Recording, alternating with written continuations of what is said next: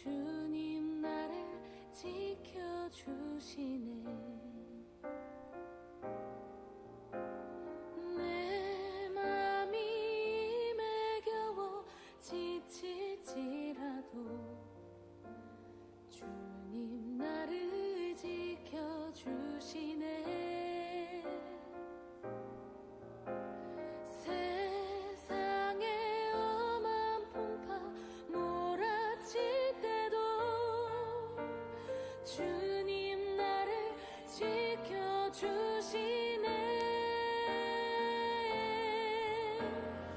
주님은 나의 산소, 주님은 나의 요새, 주님은 나의 소망, 나의 힘이 되신 여호와. 아무것도 두려워 말라. 아무것도 두려워 말라. 주 나의 하나님이 지켜주시네. 놀라지 마라. 놀라지 마라. 겁내지 마라.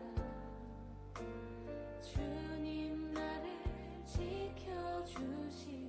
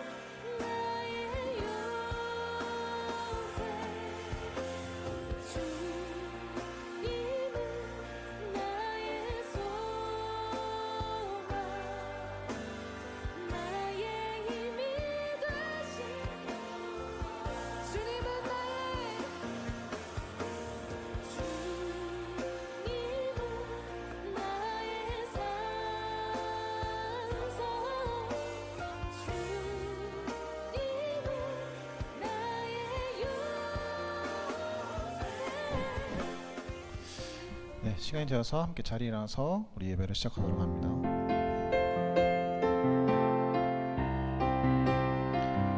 오 하나님, 그 빛난 얼굴 배우며 두 손 들고 나아가리. 찬송과 존귀와 영광과 능력을 그 하늘 보좌 위에 주님께. 전능하사 천지를 만드신 하나님 아버지를 내가 믿사오며 그의 외아들 우리 주 예수 그리스도를 믿사오니 이는 성령으로 잉태하사 동정녀 마리아에게 나시고 본디오 빌라도에게 고난을 받으사 십자가에 못 박혀 죽으시고 장사한 지 사흘 만에 죽은 자 가운데서 다시 살아나시며 하늘에 오르사 전능하신 하늘 우편에 앉아 계시다가 도리로서 산자와 죽은 자를 심판하러 오시리라. 성령을 믿사오며 거룩한 공예와 성도가 서로 교통하는 것과 죄를 사하여 주시는 것과 몸이 다시 사는 것과 영원히 사는 것을 믿사옵나이다. 아멘. 할렐루야, 할렐루야. 네, 환영하고 여러분들 너무나 축복합니다. 우리 옆에 있는 형제자매들에게 함께 인사를 나누면서 함께 예배 가운데로 나갔으면 좋겠습니다. 환영합니다. 이번 주에 이제 사실 저는 굉장히 힘든 한 주를 보냈거든요. 이게 회사에서 팀이 또 바뀌면서 이제 새로 업무를 막 적응을 해야 되고 그런 상황 가운데 있는데 그렇게 좀 힘든 한 주를 보내다가 어저께 이제 일에 와 이제 좀 좋은 시간을 나름 보냈는데 그러다가 이제 지금 하려고 하는 찬양을 좀 듣게 되었습니다. 내 안에 부어주소서라는 이제 어린이 찬양인데 되게 사실은 어린이 찬양은 되게 가사가 단순하고 어렵지 않은, 그리고 또 반복되는 그런 가사들이 있잖아요. 그 안에서 주시는 순수한 마음으로 하나님을 예배하는 시간이 되었으면 좋겠다라는 마음이 좀 들더라고요. 그래서 이 시간 함께 찬양할 때에 하나님, 내가 주님께 우리 어린아이와 같은 순수한 마음으로, 물론 20대의 찌듦과 30대의 그런 연륜과 그 세상 속에 찌들어가는 현실이지만 그럼에도 우리가 하나님 앞에서 기쁨으로, 하나님 앞에서 순수한 마음으로 함께 주님을 찬양하길 원합니다라는 마음으로 이 시간 함께 주님께 영광 돌리며 찬양하는 시간 되길 소망합니다.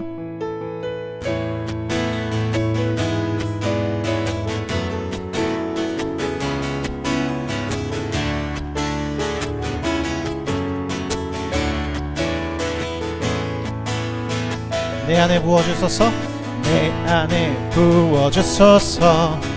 성령의 충만한 기름을 내 안에 충만케 하소서. 성령의 기름을 내 안에 부어주소서, 내 안에 부어주소서.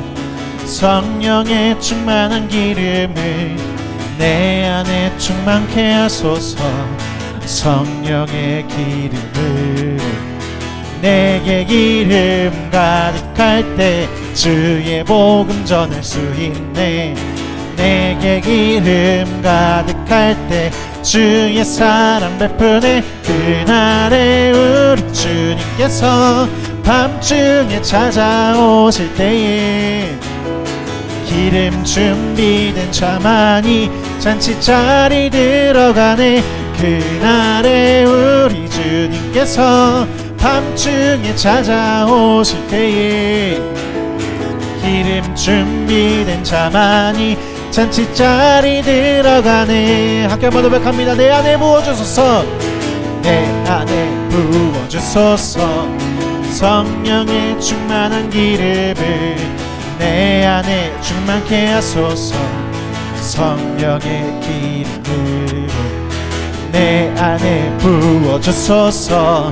성령의 충만한 기름을 내 안에 충만케 하소서. 성령의 기름으로 내게 기름 가득할 때 주의 복음 전할 수 있네. 내게 기름 가득할 때 주의 사랑 베푸네. 그날에 우리께서 밤중에 찾아오실 때에 기름 준비된 자만이 잔치자리 들어가네. 그날에 우리 주님께서 밤중에 찾아오실 때에 기름 준비된 자만이 잔치자리 들어가네. 그날에 우리 주님께서 밤중에 찾아오실 때에 잔치자리 들어가네. 그날에 우리 주님께서 밤중에 찾아오실 때에 기름 준비된 자만이 잔치자 우리 아까 한번 고백합니다.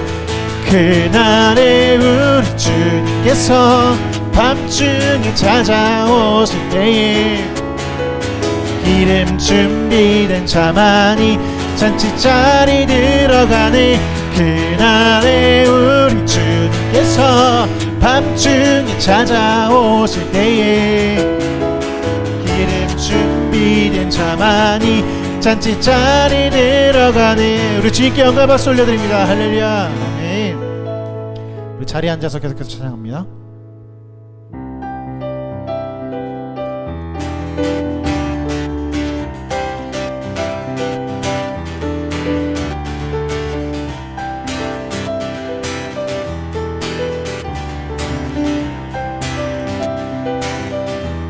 박수 치며 찬양합니다. 크신 사랑 온 땅 찬양해. 온 땅 찬양해.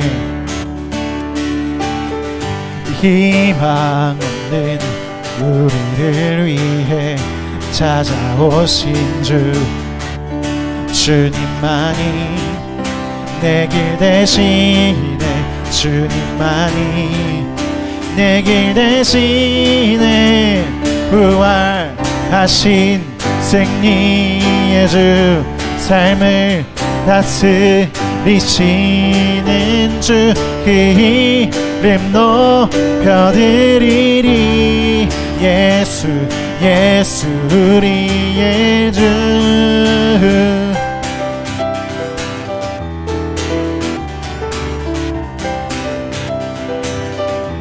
이 절로 찬양합니다. 주빛 비추사 주빛 비추사 영광 찬란해. 영광 찬란해. 만유의 주 구원의 주님 우리 삶의 주인 우리 찬양 받으소서. 우리 찬양 받으소서. 부활하신 생리의 주 삶을 다스리시는 주 그 이름 높여드리리. 예수 우리 부활하신 생리의 주 삶을 다스리시는 주 그 이름 높여드리리. 예수 우리의 주.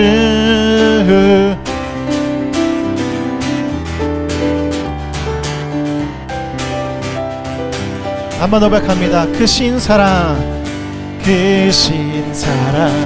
온 땅 찬양해. 온 땅 찬양해. 희망 없는 우리를 위해 찾아오신 주님만이 내 길 대신해. 주님만이 내 길 대신해. 부활하신 승리의 주 삶을 다스리시는 주 그 이름 높여드리리. 예수 우리 부활하신 승리의 주 삶을 다스리시는 주 그 이름 높여드리리. 예수 예수 우리의 주.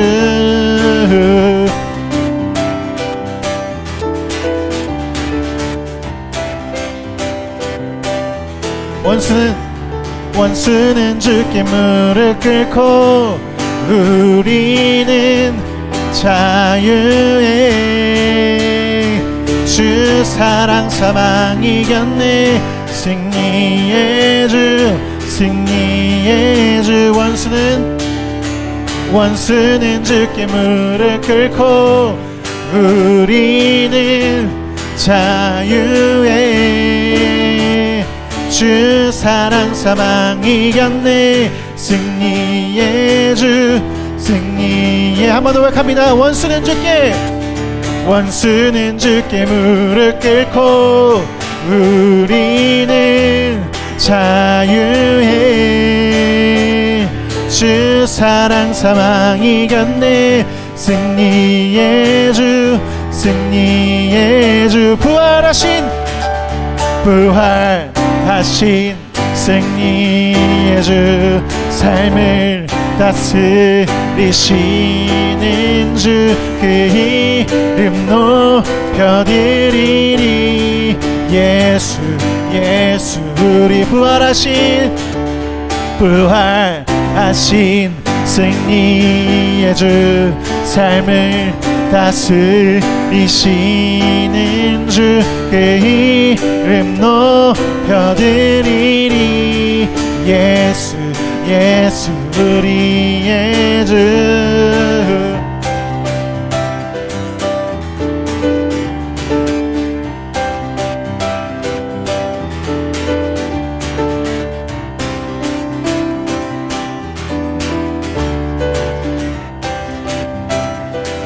우리 주님께 영광 박수 함께 올려드리며 나아갑니다. 할렐루야. 아멘.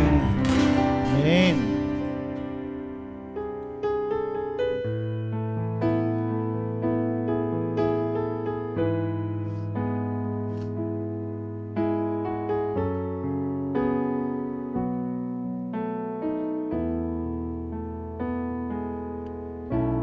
주의 보좌로 나갈 때 어떻게 나가야 할까?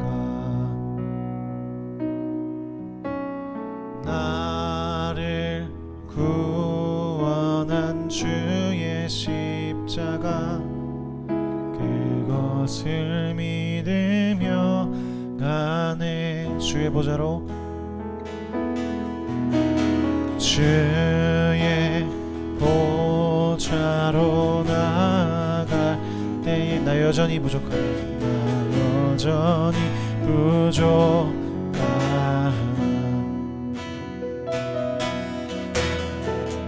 나를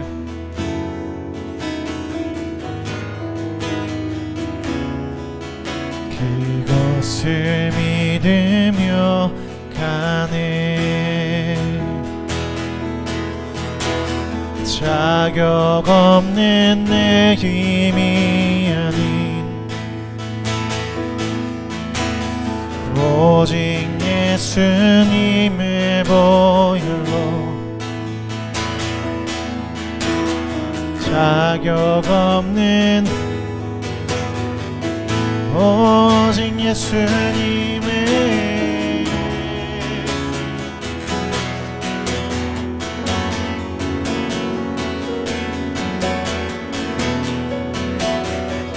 십자가의 보혈. 완전하신 사랑 힘입어 나갑니다.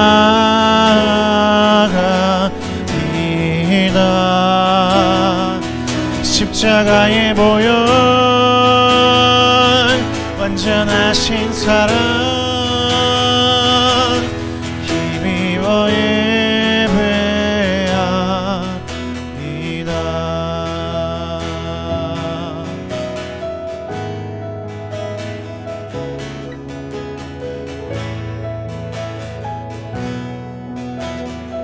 주의 보좌로 나아갈 때 주의 보좌로 나아갈 때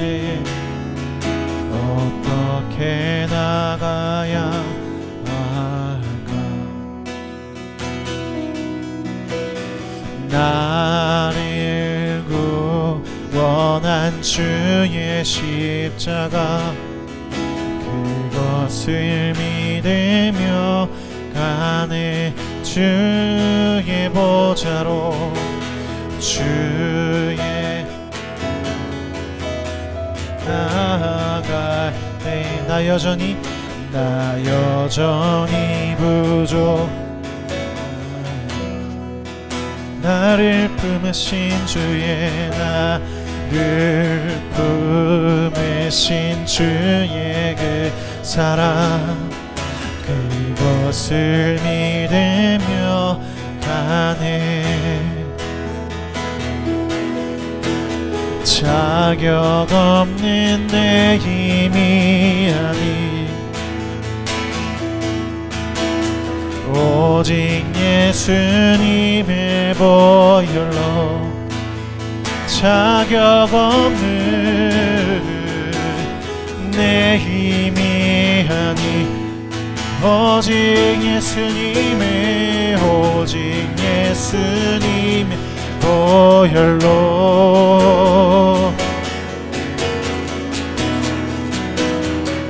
십자가의 보혈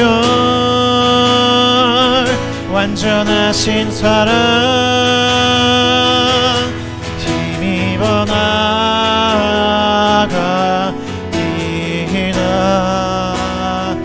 십자가의 보혈 완전하신 사랑 힘입어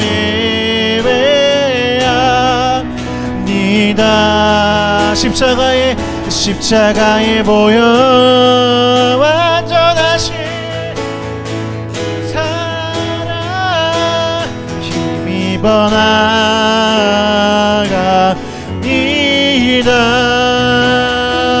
십자가의 보혈 완전하신 사랑 힘입어 예배하 우리 한 번 더 다시입니다. 요약합니다. 십자가의 보혈 십자가의 보혈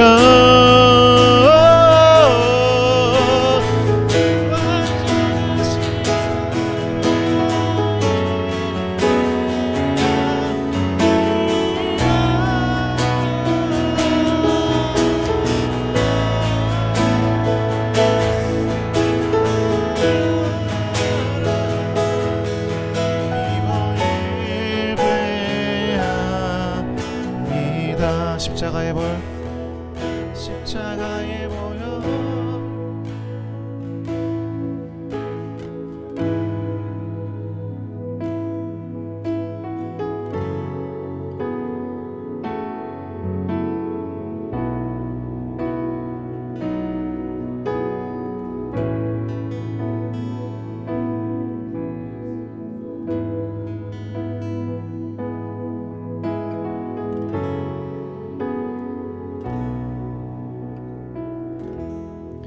시작해 두 손을 모으고 두 눈을 감고 함께 기도하면서 나아갔으면 좋겠습니다.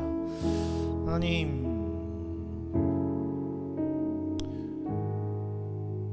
우리가 무엇이건데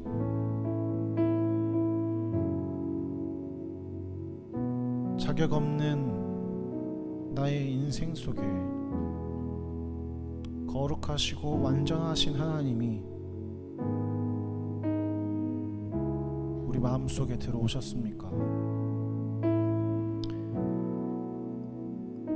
하나님, 나는 여전히 같은 죄를 반복하고 같은 실수와 같은 죄를 반복적으로 저지르는 그 죄인 중에 괴수입니다. 이 시간 기도할 때 하나님, 이 시간 기도할 때 여러분들의 죄와 여러분들의 그 삶 속에서 있는 어두운 것들을 주님 앞에 내어놓으며 나아가길 원합니다. 하나님께 이 시간 그러한 마음을 함께 고백할 때에 주의 성령 하나님의 그 거룩하신 은혜의 성령님이 여러분들의 한 사람 한 사람 마음 가운데 찾아와 주실 줄로 믿습니다. 이 시간 그러한 고백들로 주님께 나아갔으면 좋겠습니다. 하나님, 내가 죄인입니다. 하나님, 내가 죄인 중에 괴수입니다. 그럼에도 나를 사랑하셔서, 그럼에도 나를 귀하게 여기셔서 나를 사랑하는 나의 아들, 나의 딸로 불러주시는 그 주님을 찬양합니다. 이 시간 나의 삶을 통하여서 하나님 홀로 영광받아 주시옵소서라는 마음으로 이 시간 함께 기도하면서 나아갔으면 좋겠습니다. 그 기도합니다.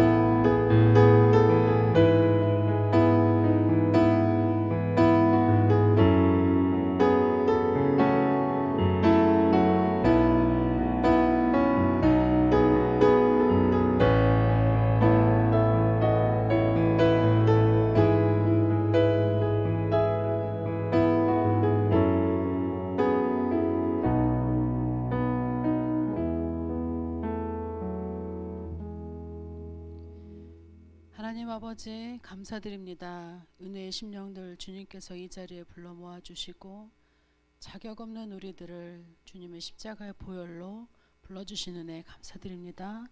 하나님, 우리가 주님 앞에 나아갈 때, 우리가 주님께서 부르시는 그 잔치자리에 나아갈 때 우리에게 풍부한 성령님의 기름을 부어주셔서 한 사람 한 사람 심령 가운데 주님의 은혜가 있게 하여 주시옵소서.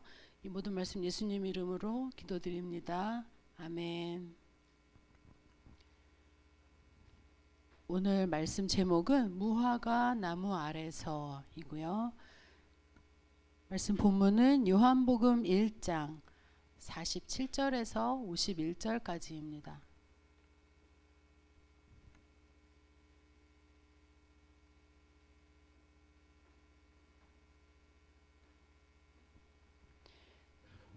짧은 절이니까 우리 처음부터 끝까지 같이 읽도록 하겠습니다. 예수께서 나다나엘이 자기에게 오는 것을 보시고 그를 가리켜 이르시되, 보라, 이는 참으로 이스라엘 사람이라 그 속에 간사한 것이 없도다. 나다나엘이 이르되, 어떻게 나를 아시나이까? 예수께서 대답하여 이르시되, 빌립이 너를 부르기 전에 내가 무화과 나무 아래에 있을 때에 보았노라. 나다나엘이 대답하되, 랍비여, 당신은 하나님의 아들이시오. 당신은 이스라엘의 임금이로소이다. 예수께서 대답하여 이르시되, 내가 너를 무화과 나무 아래에서 보았다 함으로 믿느냐? 이보다 더 큰 일을 보리라. 또 이르시되, 진실로 진실로 너희에게 이르노니 하늘이 열리고 하나님의 사자들이 인자 위에 오르락 내리락 하는 것을 보리라 하시니라. 아멘. 예수님의 제자들을 MBTI로 분석한 것이 있어서 몇 사람의 내용을 가져와 봤습니다. 이 유형이 누구인지 여러분들도 한번 맞춰보시기 바랍니다. 우선 ESFP이고요. 외향적이고 자발적이고 행동지향적이며 사교를 즐긴다. 네, 잠시 생각을 하셨죠? 베드로입니다. 그리고 상상력이 풍부하며 민감하고 가치 조화를 추구하고 영적인 사람, INFP 누구일까요? 요한입니다. 그리고 ISFP로서 조용하고 관찰력과 공감력이 뛰어나고 예술적인 기질이 있는 사람은 누구일까요? 네, 안드레입니다. 이 사람들 중에 여러분들의 MBTI와 일치되는 사람들이 있나요? 이것은 제한된 정보에 근거한 것이므로 반드시 그렇다라고 볼 수는 없지만 어느 정도는 일리 있는 것처럼 여겨지기도 합니다.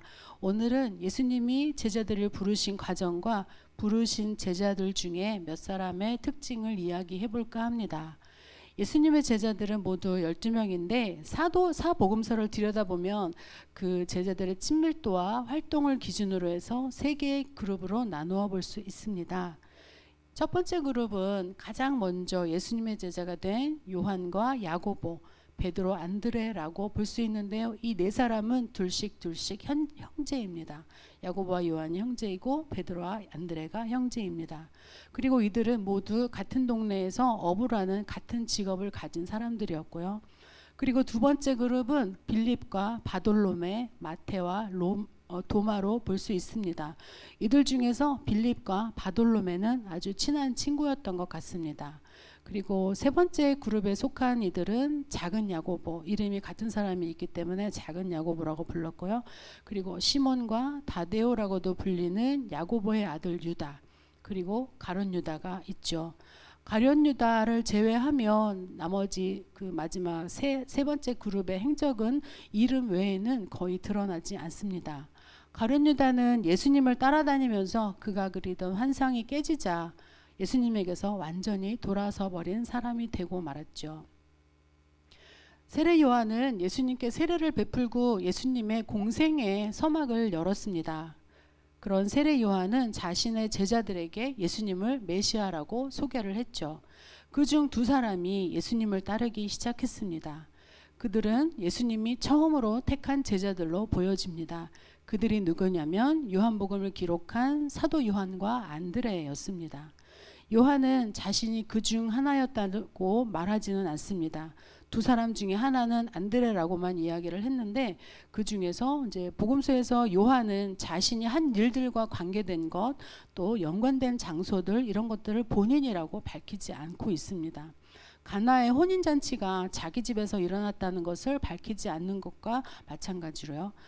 안드레는 자기 형제 베드로를 데려옵니다. 베드로는 당시의 이름은 시몬이었습니다. 안드레는 시몬에게 우리가 메시아를 만났다라고 이야기를 하죠. 베드로는 안드레의 인도에 따라서 예수님께 옵니다. 예수님은 베드로를 보시고 내가 요한의 아들 시몬이니 장차 게바라 하리라 하고 말씀하시면서 또 다른 이름을 더 주시죠. 안드레가 베드로를 데려온 곳은 한 사람을 데려왔지만 굉장한 일이었습니다.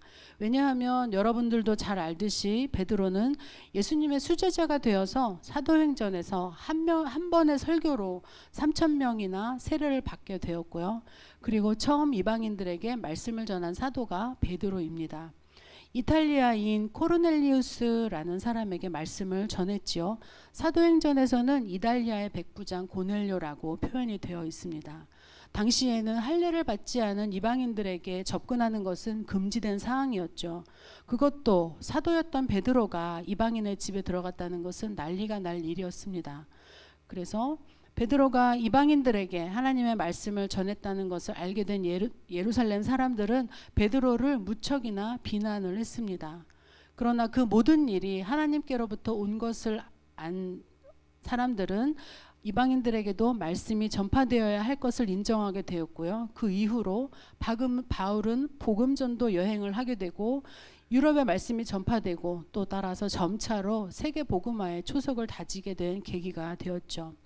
마태복음 16장에서 예수님은 제자들에게 예수가 누구라고 생각하는지 묻죠. 그때 베드로는 주는 그리스도시요 살아계시는 하나님의 아들이시니이다 라는 고백을 합니다. 마태복음 16장 18절과 19절에서 예수님은 베드로에게 또 내가 내게 이르노니 너는 베드로라. 내가 이 반석 위에 내 교회를 세우리니 음부의 권세가 이기지 못하리라. 내가 천국 열쇠를 내게 주리니 내가 땅에서 무엇이든지 매면 하늘에서도 매일 것이요 내가 땅에서 무엇이든지 풀면 하늘에서도 풀리리라. 그래서 바티칸에는 베드로 성당이 있고요. 그 베드로 성당의 초대 교황이라고 이야기가 전해지고 있죠. 그래서 그의 믿음의 고백에 대해서는 이 땅에서 믿음을 갖는 모든 자들이 이루고 싶은 소망의 성취와도 같은 역할을 주셨죠. 그의 형제 안드레는 베드로를 주님께 인도하고 나서 복음서에서는 잘 드러나지 않습니다. 그러나 안드레로 말미암아 베드로는 주님의 수제자가 되어서 주님의 일 사역을 충성되이 감당을 했죠. 안드레는 성경 전체를 보면 조용히 사역을 힘쓰는 제자였습니다. 세례 요한의 제자였지만 그의 신중한 성격은 예수님이 참 메시아임을 알아보았고 요한과 함께 예수님을 따르기 시작했죠. 그리고 그는 자기가 알고 있는 것을 좋은 것을 나누기 좋아하는 사람이었습니다. 그래서 형제인 베드로에게 우리가 메시아를 만났다라고 얘기한 것은 그의 성격으로는 당연한 것이었죠. 형제 베드로가 예수님께 큰 인정을 받을 때 묵묵히 자기 일을 감당하면서 필요한 순간에 드러나지 않게 돕는 사람이었죠. 예수님께서 오병이어의 기적을 나타내실 수 있도록 보리떡 5개와 물고기 2마리를 가지고 있는 한 소년을 데려온 것도 안드레이고요. 안드레는 예수님께서 병 고치시는 이적을 행하시는 것을 바라보았던 것을 떠올리면서 분명히 예수님께서 이것으로 뭔가를 하실 것이다 라는 믿음이 있었기에 그 소년을 데려왔을 것입니다. 그러나 그는 그렇게 행하면서 그것이 어쩐지 조금 부끄러웠습니다. 상식적으로 이루어질 수 없는 기적을 기대하고 있는 자신을 드러내고 싶지는 않았겠죠. 그래서 요한복음 6장 9절에서는 예수님께 여기 한 아이가 있어 보리떡 5개와 물고기 2마리를 가지고 있나이다. 그러나 그것이 이 많은 사람에게 얼마나 되겠사옵나이까 라고는 이야기하고 있으나 이 많은 사람들을 먹이기에는 황당한 양이지만 예수님께서는 하실 수 있을 것 같아 이 아이를 데려옵니다 라는 순수한 어린아이의 믿음을 보여줍니다. 베드로와 안드레가 형제였듯이 요한에게도 야고보라는 형제가 함께 예수님의 제자로 활동을 했습니다. 요한과 야고보는 세베대의 아들들이라고 표현이 됩니다. 세베대의 아들이라는 표현이 성경에 자주 나오는 것을 보면 아마도 그들의 아버지 세베대는 누구나 이름만 대도 알 수 있었던 유력한 인사였던 것 같습니다. 그래서 그 유력한 인사의 아내였던 요한과 야고보의 어머니는 예수님으로부터 자식들이 높은 자리를 얻을 것을 요구를 했을 것입니다. 야고보는 불같은 성격을 지녔습니다. 예수님께서 사마리아 마을을 지나서 예루살렘을 지나시려 할 때 사마리아 사람들이 예수님을 받아들이지 않았죠. 야고보와 요한은 주여 우리가 불을 명하여 하늘로부터 내려서 저들을 멸하라 하기를 원하시나이까 라고 하죠. 어느 제자들도 이처럼 명령을 내려가며 일한 제자는 없었습니다. 그들은 높은 지위를 원했던 것처럼 사람들이 우러르는 능력을 가지고 싶었던 야망도 있었습니다. 그래서 마치 그런 능력이 있는 사람들처럼 허세를 부려서 우리에게 불을 명해서 저들을 멸하라고 하십시오 라고 이야기를 하고 있죠. 예수님은 그런 그들의 불같은 성격을 보시고 요한과 야고보에게 우레의 아들들이라는 뜻을 가진 보아너게라는 호칭을 주셨습니다. 바돌로메는 다른 이름으로는 나다나엘이라고 합니다. 오늘 본문에 나왔던 그 나다나엘입니다. 또 빌립은 헬라식 이름으로 말을 사랑하는 자라는 뜻을 가지고 있는 것으로 보아서 헬라파 유대인으로 보입니다. 예수님께서 요한과 안드레와 베드로를 만나시고 그 이튿날 빌립을 만나시죠. 그리고 예수님은 단 한마디만 하십니다. 나를 따르라. 빌립은 안드레와 베드로의 한 동네 사람이었죠. 예수님의 말씀하신 그 한마디에 그는 주저함 없이 예수님을 따르고 또 그 사실을 친구인 나다나엘에게 알려줍니다. 빌립은 나다나엘에게 오세오경과 여러 선지서에 기록된 일을 만났는데 그가 요셉의 아들 나사렛 예수니라 라고 말을 하죠. 빌립은 평소에 가지고 있는 구약 성경 지식에 의거해서 예수님이 메시아라는 확신을 갖고 있었습니다. 그러나 나다나엘은 나사렛에서 무슨 선한 것이 날 수 있겠느냐라며 빌립의 말을 인정하지 않았습니다. 왜냐하면 미가서 5장 2절에는 메시아에 대해 이렇게 이야기를 하고 있는데요. 우리 구약에서 같이 찾아서 읽어볼까요? 구약 1293쪽에 있습니다. 미가서 5장 2절. 소선지서이기 때문에 거의 뒷부분에 있죠.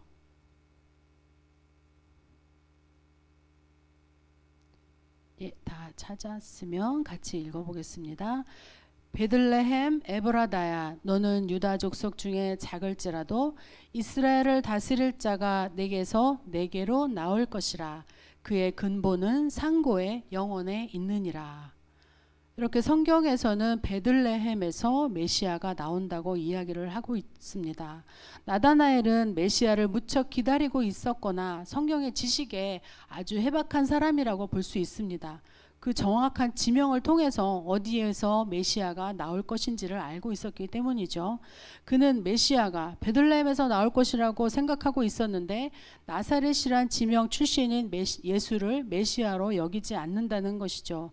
이때 빌립이 와서 보라라고 이야기를 합니다. 제가 얼마 전에 고등학교 동창들을 만났습니다. 5명이 만나는 모임인데 그 중에 넷은 크리스찬이고 한 명은 무신론자입니다. 무신론자라고는 하는데 청년까지는 열심히 교회를 다니던 친구였어요. 그런데 청년 시절 바쁜 시간을 보내다 보니 교회를 떠나게 됐고 아직까지 교회로 돌아가지 않고 있는 상황인 것입니다. 그런데 자기가 돌아가려고 해도 마음에 믿음이 생기지 않아서 돌아갈 수가 없다고 합니다. 그래서 제가 이야기를 했죠. 와서 보라. 가서 예배를 드려봐라. 일단 한번 가보지 않고는 부르시는 음성을 들을 수가 없기 때문이죠. 내 마음속에 아무리 논리적으로 하나님이 계신가 안 계신가 계산을 해보고 또 그것을 이해를 해보려고 해봐도 우리에게 필요한 것은 이해가 아니라 믿음이기 때문입니다. 믿음은 내 스스로의 힘으로 되는 것이 아니라 하나님께서 주시는 은혜가 있어야 그것으로 내가 하나님을 믿게 되는 것이기 때문이죠. 그래서 나다나엘은 역시 빌립의 말에 따라서 예수님을 한번 보기로 작정하고 예수님께 나아갑니다. 그때 예수님은 그를 가리켜서 보라, 이는 참으로 이스라엘 사람이라 그 속에 간사한 것이 없도다 라고 말씀을 하십니다. 나다나엘은 메시아를 기다리며 자신이 기다리는 만큼 경건의 삶을 유지하고 또 말씀에 따라서 거짓 없이 살아왔던 사람이라는 것을 예수님이 알아보셨습니다. 나다나엘은 자신을 칭찬하는 말에 우쭐했을지도 모르지만 다시 냉정하게 되묻습니다. 어떻게 나를 아시나이까? 말씀에 해박하고 그 말씀에 따라서 살려고 노력했던 것들, 그것들을 누군가 알아주지 않았던 실행해 왔던 것들인데 알아보아주는 사람이 한 사람이 있습니다. 그것도 사람들이 메시아라고 불러주는 사람이 그렇게 말해주니 적잖이 당황을 했을 것입니다. 예수님이 대답을 하시죠. 빌립이 너를 부르기 전에 내가 무화과 나무 아래에 있을 때 보았노라. 당시 무화과 나무는 큰 그늘을 가지고 있어서 나무 아래가 회당과 같은 역할을 했다고 합니다. 마치 우리나라에 공동의 모임 장소가 없을 때 마을 어귀에 있는 커다란 나무 아래에 평상을 두고 사람들이 모여서 장기를 두거나 바둑을 두거나 이야기를 나누는 곳과 같은 역할을 했겠죠. 무화과 나무 아래에서는 성경을 공부하거나 토론을 하거나 또는 묵상을 했다고 합니다. 예수님께서 보신 나다나엘의 모습은 그런 모습이었습니다. 나다나엘은 자신이 나사렛에서 무슨 선한 것이 날 수 있느냐라고 말했던 그 예수님이 자신이 찾아가기도 전에 이미 보시고 마치 예수님을 찾아올 것을 아시는 것처럼 눈여겨보셨다는 말씀에 얼마나 큰 감동이 밀려왔을까요? 마치 마음에 두고 짝사랑했던 사람한테 고백을 했는데 그 사람이 나도 네가 마음에 들어서 눈여겨보고 있었어. 일거수일투족을 다 지켜보고 있었어 라고 말한다면 그 사람은 온 천하를 다 가진 마음이었을 것입니다. 그런데 예수님이 마침 바로 그렇게 난 너의 성품을 알고 내가 무엇을 하는지 다 보고 있었어 라고 말씀을 하시는 것입니다. 나다나엘은 숨이 멎었을 것 같았을 겁니다. 나다나엘은 그래서 이렇게 고백을 하죠. 요한복음 1장 49절 말씀인데요. 나다나엘이 대답하되 랍비여 당신은 하나님의 아들이시오 당신은 이스라엘의 임금이로소이다. 나다나엘은 무화과나무 아래에서 말씀을 묵상하면서 메시아를 기다렸을 것입니다. 그동안 묵상했던 말씀이 현실이 되는 순간입니다. 예수님이 제자들을 처음 만나는 상황이 기록되는 장면은 많지 않습니다. 그 중에서도 나다나엘과 예수님이 처음 만나는 장면은 다른 제자들의 만남보다도 이 대화가 면밀히 기록되어 있습니다. 예수님은 또 말씀하시죠. 1장 50절과 51절의 말씀인데요. 예수께서 대답하여 이르시되 내가 너를 무화과 나무 아래에서 보았다 함으로 믿느냐? 이보다 더 큰 일을 보리라. 또 이르시되 진실로 진실로 너희에게 이르노니 하늘이 열리고 하나님의 사자들이 인자 위에 오르락내리락 하는 것을 보리라 하시니라. 나다나엘은 그 후에 예수님의 제자로서의 행적이 기록된 내용은 하나도 없습니다. 예수님이 부활하신 후에 7명의 제자들이 디베랴 호수에서 다시 어부가 되리라라고 모였을 때 함께 있던 무리 중에 하나였다라는 것만 기록이 되어 있습니다. 그러나 나다나엘이 예수님과 동행하면서 그분이 하나님의 아들이시라는 것과 십자가에 달려 돌아가심으로 세상을 구원하신 분이시라는 것을 알게 되었을 때 그의 심령은 예수님이 말씀하셨던 것처럼 하늘이 열리고 하나님의 사자들이 예수님 주변을 오르락 내리락 하는 것을 보았을 것입니다.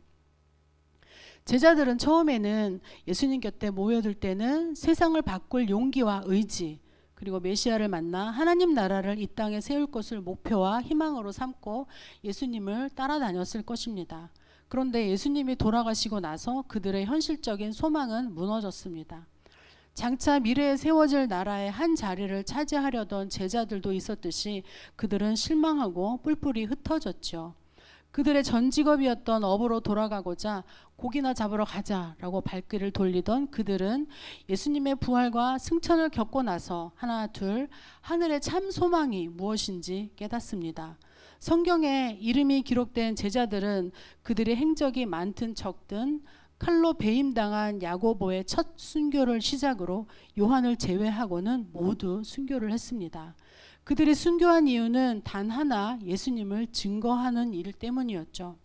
예수님 곁에서 그 모든 행적과 부활하심과 승천하심을 통해서 이 땅의 것이 아닌 하늘나라를 증거하는 데 그들의 생명을 다 바쳤습니다. 예수님은 또 제자들을 만나시고 다른 이름을 주셨습니다. 시몬에게는 베드로라는 이름을 주셨고, 그러나 베드로가 예수님을 만나기 전에 자아의 모습을 보일 때가 있어요. 그때 예수님은 베드로를 시몬이라고 부르십니다. 마가복음 14장 37절에는 겟세마네 동산에 기도하러 가신 예수님은 베드로와 야고보와 요한을 데리고 가셨습니다. 그러나 제자들이 자고 있는 것을 보시고 베드로에게는 시몬아 자느냐라고 부르시죠. 예수님이 부활하신 뒤에 할 일이 없다고 생각한 제자들이 물고기를 잡으러 호숫가로 갔을 때 그 자리에 나타나신 예수님께서 베드로를 부르실 때도 요한의 아들 시몬아라고 부르십니다. 요한복음 21장 15절 말씀인데요. 그들이 조반을 먹은 후에 예수께서 시몬 베드로에게 이르시되 요한의 아들 시몬아 내가 이 사람들보다 나를 더 사랑하느냐 하시니 이르되 주님 그러하나이다. 내가 주님을 사랑하는 줄 주님께서 아시나이다. 이르시되 내 어린 양을 먹이라 하시고. 이렇게 베드로를 만나서 시몬이라고 부르셨던 주님께서는 베드로에게 내 양을 먹이라라는 말씀을 주셨죠. 또한 요한복음을 기록한 요한은 예수님의 가장 가까이에서 사역을 했고 십자가상에 계신 예수님의 얼굴을 대면한 유일한 제자입니다. 십자가에 달리신 예수님의 고통당하시는 모습을 보시면서 그 감당하시는 사역이 내포하고 있는 커다란 사랑을 알고 요한복음과 요한 1, 2, 3서를 통해서 사랑과 진리의 말씀을 기록했습니다. 반모섬에 유보되어 있는 동안에는 요한계시록을 썼고요. 한 사람 한 사람 제자들의 면모를 살펴보면 예수님의 제자로서 완벽한 모습을 갖춘 사람은 없습니다. 비관에 빠져서 예수님을 의심하던 도마도 있었습니다. 세리였던 마태는 예수님의 부르심을 받고 제자가 되었으나 평생 세리라는 꼬리표를 달고 살았습니다. 그래서 자신이 쓴 마태복음 10장 3절에서는 제자들의 이름을 이야기할 때 자신의 이름을 이야기할 때는 세리 마태라고 적어 넣습니다. 다른 복음서에서는 마태를 그냥 마태라고 부르는데 말이죠. 예수님은 그들을 모두 친히 불러 모으셨습니다. 마치 나다나엘이 무화과 나무 아래에 있을 때 예수님이 벌써부터 나다나엘을 보았다고 하셨듯이 제자들을 이미 알고 계셨던 것처럼 부르셨습니다. 그들이 뛰어나서도 아닙니다. 당시 사회를 지배하던 공회당에서 말씀을 가르치던 사람들이나 율법에 능한 문화생들이 아닌 어부들, 세리, 그 외 평범한 사람들을 모으셨습니다. 후에 예수님은 70명을 따로 제자로 세우시고 말씀을 전파하라고 보내셨습니다. 여러분은 언제 어떻게 예수님이 부르셨습니까? 예수님이 나다나엘을 무화과 나무 아래에 있을 때 보았다면 여러분은 예수님께서 예배 자리에 있을 때, 여러분의 삶의 자리에 있을 때 보시고 계실 것입니다. 요한복음에는 안드레가 베드로를 데리고 예수님께 왔다고 기록되어 있는데, 마태복음, 마가복음, 누가복음에는 그들이 바다에 그물을 던지거나 그물을 씻을 때 다가가셔서 나를 따라오라, 내가 너희를 사람을 낚는 어부가 되게 하리라 라고 말씀하시며 부르신 것으로 기록되어 있습니다. 우리가 주님을 택한 것이 아니고 주님이 우리를 택한 것입니다.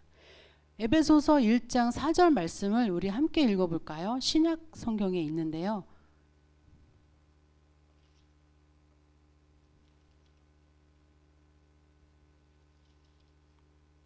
신약 310쪽입니다.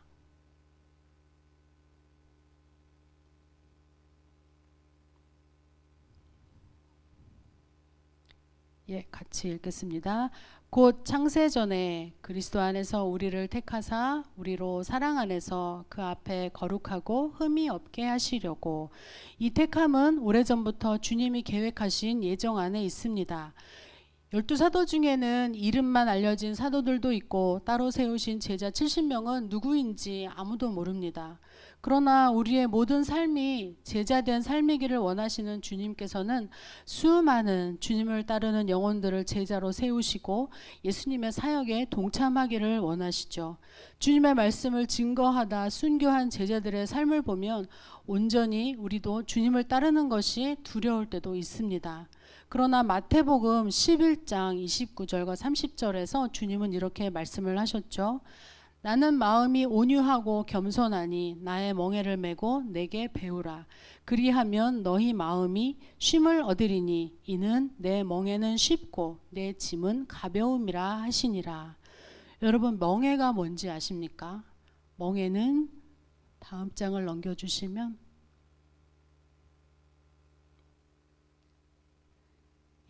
멍에는 저렇게 생겼습니다. 이 멍에는 어미소에 걸치고 어린 소가 함께 메고 가게 하면서 어린 소가 이를 돕게 하는데도 쓰입니다. 그래서 예수님께서 그 멍에를 함께 메고 내게 배우라 라고 말씀을 하십니다. 예수님께서 사명을 주실 때는 그냥 주시는 것이 아니라 사명을 이루어갈 과정과 그리고 그 자리에 설 수 있는 능력과 앞으로 예비되어질 일들에 대한 비전과 소망도 함께 주시는 것이죠. 주님이 주신 일이 버겁다면 주님께서 여러분들을 도울 것입니다. 예수님의 제자들은 성경에 화려하게 그 이름이 등장했지만 이후에 그 복음이 전파되는 데는 수많은 사람들이 제자의 삶을 살았기에 가능했습니다. 성경에는 무화과가 자주 등장을 하죠. 무화과는 꽃이 없다는 뜻의 이름인 것을 모두 잘 아실 것입니다. 그러나 꽃이 없는 것이 아닙니다. 사진의 안쪽에 가득 찬 것이 바로 꽃이에요. 그래서 무화과는 꽃이 숨겨진 꽃, 은화과라고도 불리웁니다. 우리도 마치 무화과 열매 안에 숨겨진 꽃처럼 예수님의 제자들처럼 드러나는 것은 아니지만 예수님의 제자들로 살아야 하는 존재들인 것입니다. 이 예배당에 모여서 예배하는 여러분들이 나다나엘이 주님이심을 알고 주님 앞에 엎드렸던 것처럼 주님과 만나는 예배의 감격을 통해서 제자의 삶을 살기를 다짐하는 귀한 예배의 시간들 되기를 소망합니다. 우리 찬양을 한 곡 하시고 기도하도록 하겠습니다.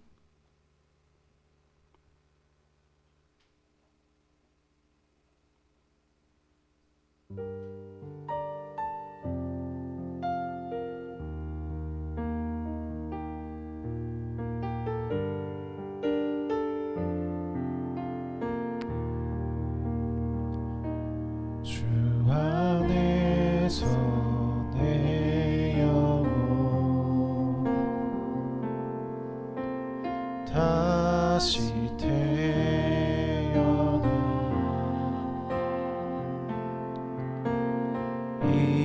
이전 것은 지나고 새롭게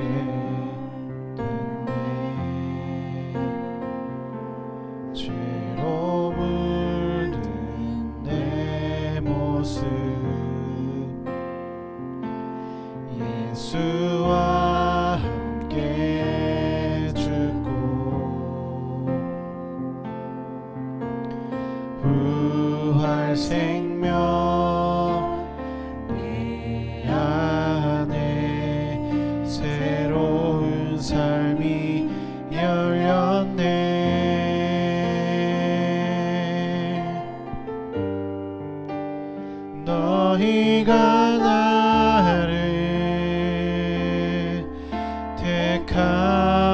것이 아니요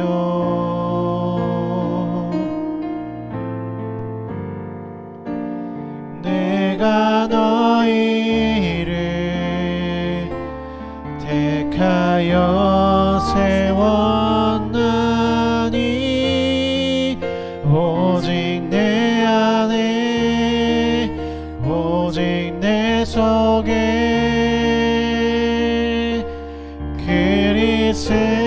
그리스도가 사네 오직 내 삶에 오직 내 맘에 그가 주인 되셨네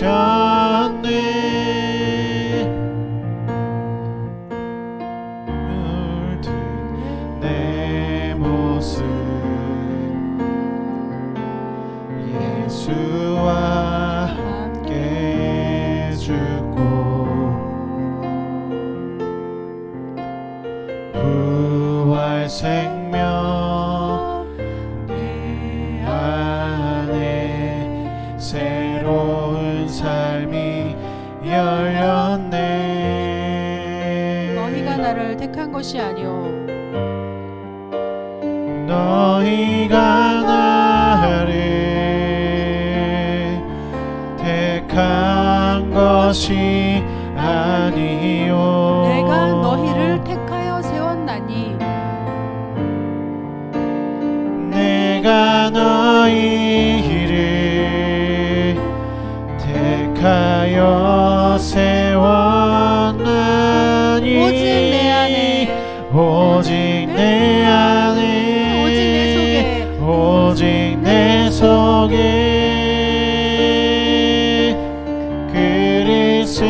그리스도가 사네 오직 내 삶에 오직 내 맘에 그가 주인 되셨네 오직 내 안에 오직 내 안에 오직 내 속에 그리스도가 사네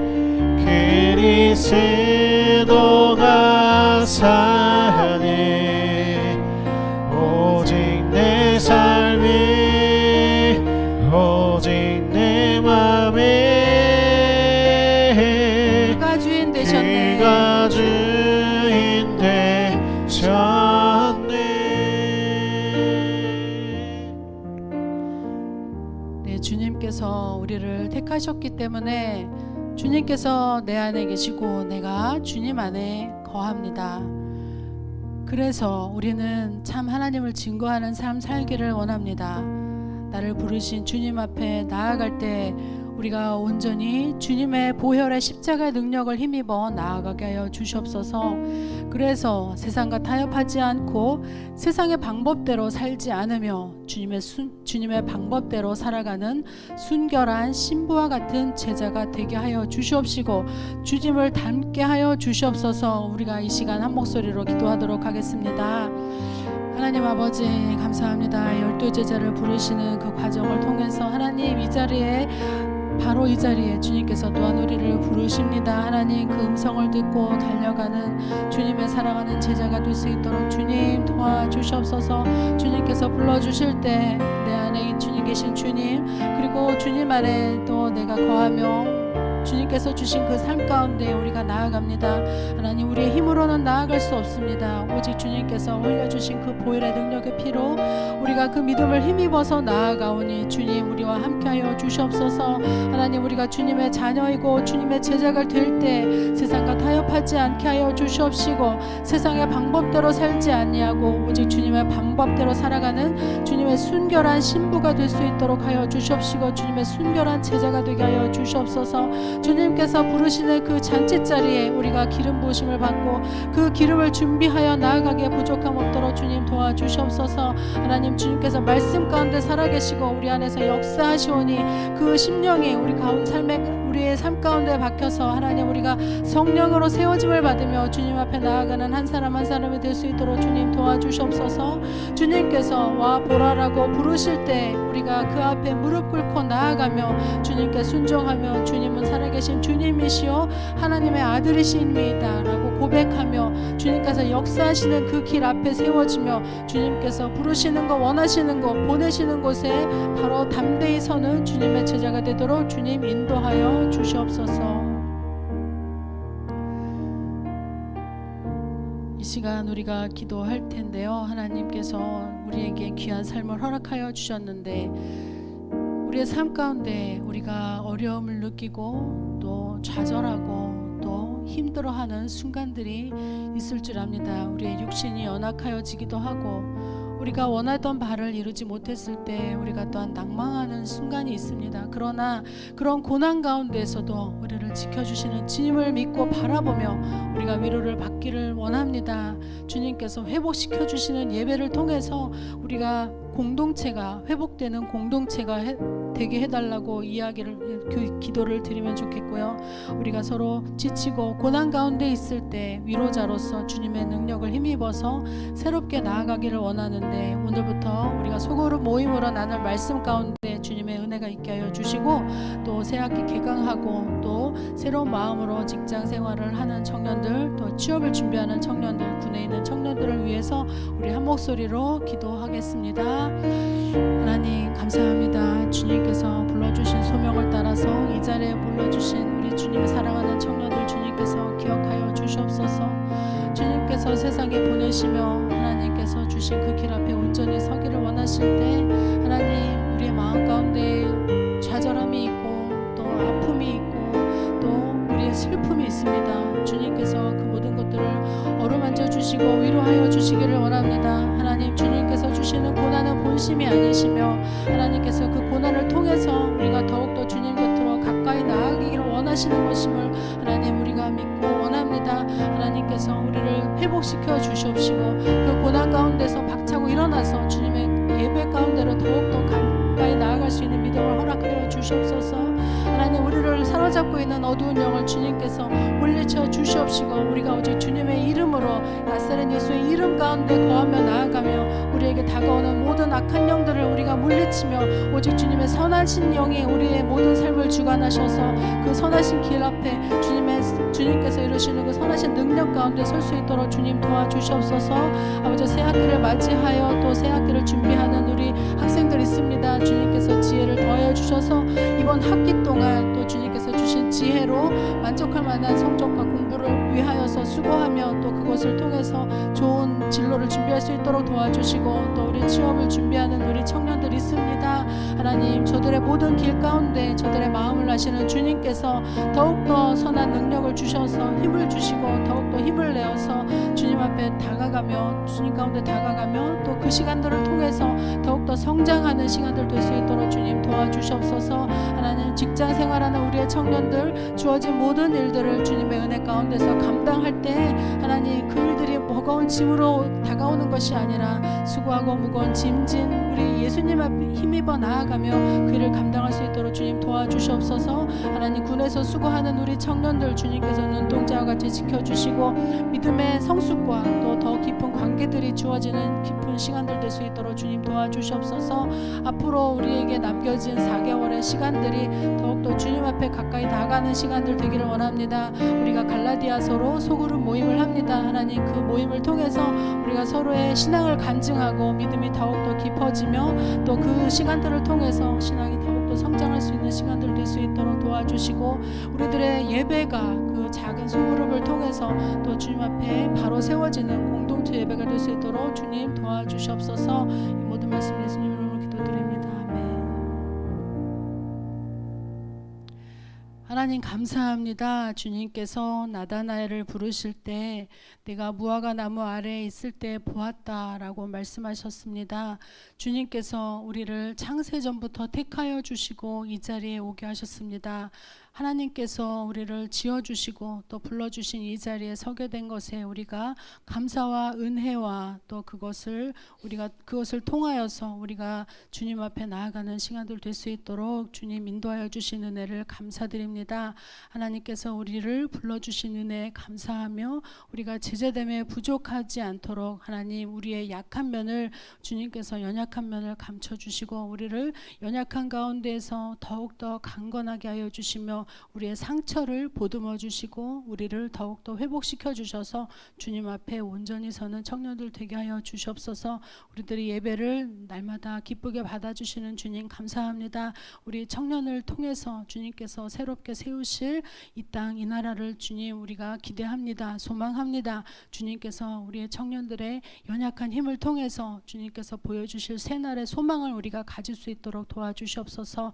우리 청년 부원들 한 사람 한 사람 그들의 모든 삶을 주님께서 지켜주시고 결코 낭망하지 않고 주님께서 지켜주시고 보호하여 주셔서 주님의 은혜 가운데 세워짐 받는 귀한 한 영혼 한 영혼 될 수 있도록 주님 인도하여 주시옵소서. 이 모든 말씀 예수님 이름으로 기도드립니다. 아멘.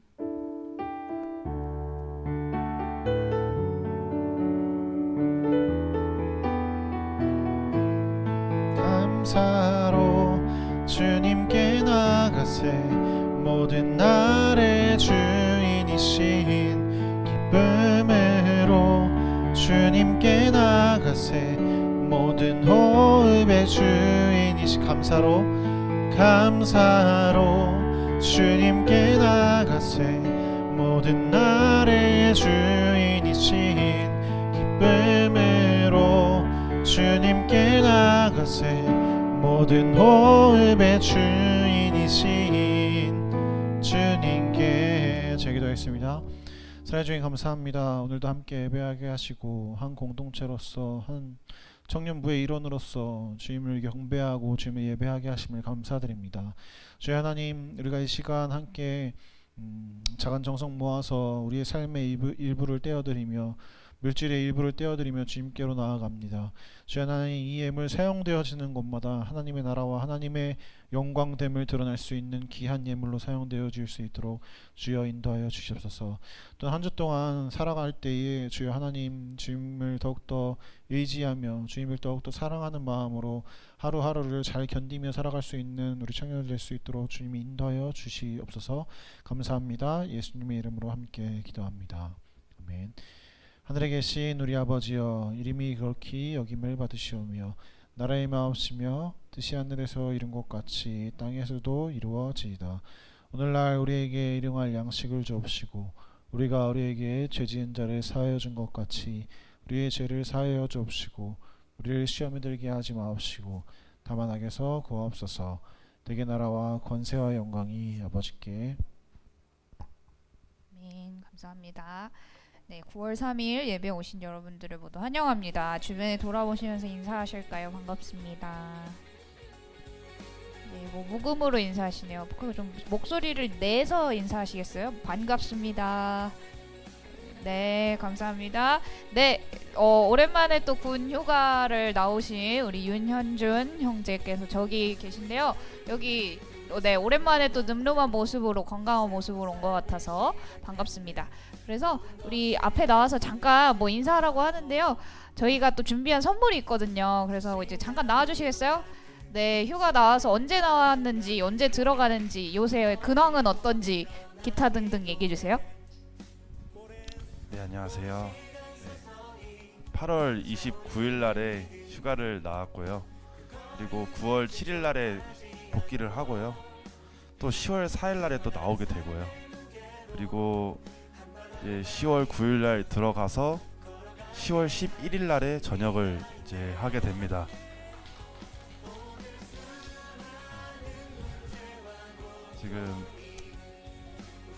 지금 보호관님께서 저보고 유나사 그러고 있는데 지금 거절하고 있고요.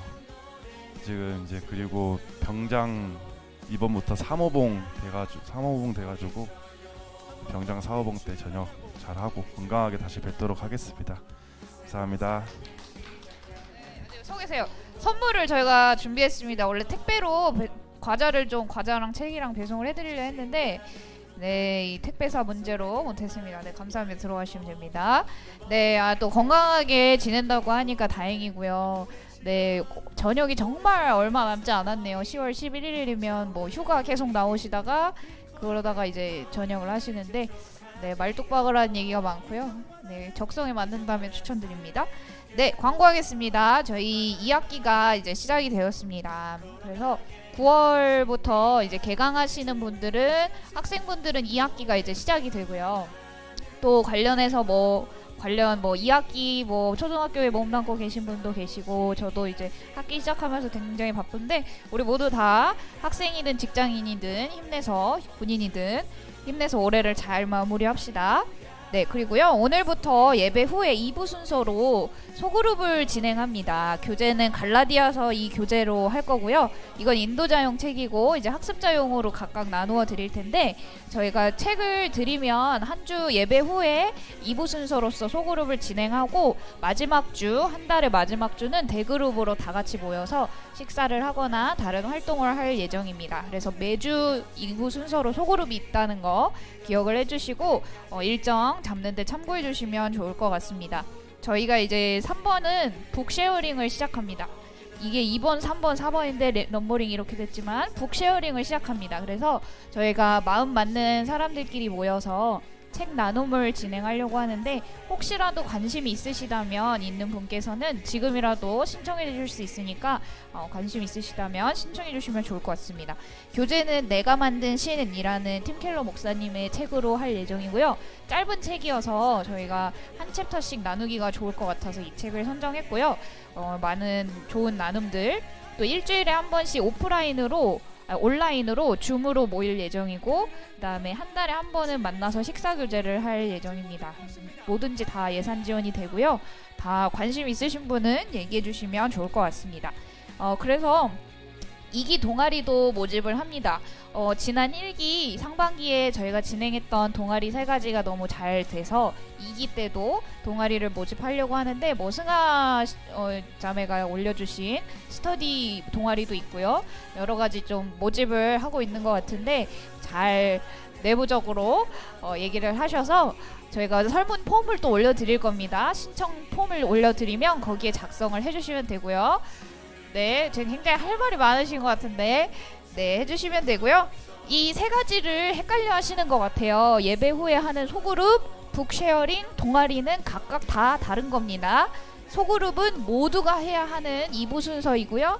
동아리는 일부 참여를 받아서 한 달에 한 사람당 10,000원씩 예산 지원을 받고 진행하는 동아리고요. 그 다음에 북쉐어링은 원하는 사람만 신청자를 받아서 책값과 그리고 식사 교재까지 지원해주는 프로그램입니다. 3가지가 다르다는 거 기억을 해주시면 좋고요. 그 다음에 앞으로 남은 청년부 활동을 소개를 좀 간략하게 드리고자 합니다. 저희가 9월 23일 토요일 추석 전주 토요일에 성산 바자회가 있습니다. 이때 무엇을 팔지는 좀 얘기가 나오고 있고요. 뭐 소세지를 팔 수도 있고요. 음료수를 팔 수도 있고요. 좀 얘기를 해볼 텐데 혹시 좋은 아이디어가 있다면 얘기를 해주시면 좋을 것 같고요. 그다음에 가을 소풍이 준비되어 있습니다. 가을 소풍 날씨 좋을 때 한번 또 놀러 가야죠. 저번에 그 어디였죠? 시흥에 뭐 갯벌이 아니죠? 갯골 생태공원 맞나요? 거기를 갔었는데 굉장히 좋았죠. 그 피사의 사탑도 올라가고 사진도 찍고 뭐 이런 게 있었는데 그런 가을 소풍을 한번 갈 거고요. 그 다음에 11월 말에 임시총회 정기총회가 있습니다. 그래서 이때부터 회칙 개정하는 것과 회장 다음 연도 차기 회장 선출하는 여러 가지 일들이 안건들이 남아 있습니다. 그래서 꾸준하게 잘 참석해 주시면 좋을 것 같고 마지막에는 성탄절까지 준비가 되어 있습니다. 굉장히 많은 행사들이 있는데 이 외에도 많은 행사들을 기획하고 있고 어떻게 하면 좋을지 고민하고 있으니까 아이디어가 있다면 얘기를 해주세요. 네, 오늘 잠시 쉬었다가 3시 9분 지금 거의 10분인데요.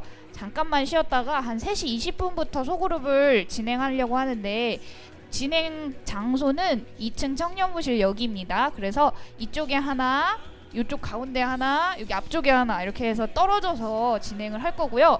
소그룹이 그럼 누구냐라고 구성표를 보여드려야 되겠죠. 구성표 보여주세요.